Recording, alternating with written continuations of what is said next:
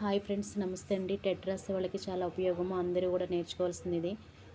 Performance assessment review and analyse of knowledge for holistic. ఈ యొక్క abbreviation చాలా చాలా ఇంపార్టెంట్.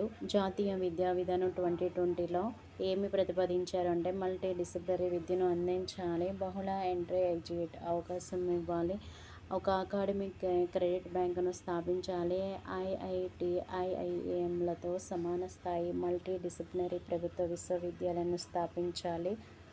దాన్ని ఇంగ్లీష్లో MERU అంటారు. అయితే జాతీయ విద్యా విధానం 2020 ప్రతిపాదించింది అంశాలు ఏంటంటే ఉన్నత విద్య అంతర్జాతీయ ప్రమాణాలు స్థాపించాలి, ప్రపంచంలో 100 స్థానాల్లో ఉన్నత విద్యా సంస్థలకు భారతదేశంలో క్యాంపస్ను స్థాపించే అవకాశం ఇవ్వాలి, మన సంస్థలకు విదేశీ క్యాంపస్లో స్థాపించే అవకాశం ఇవ్వాలి.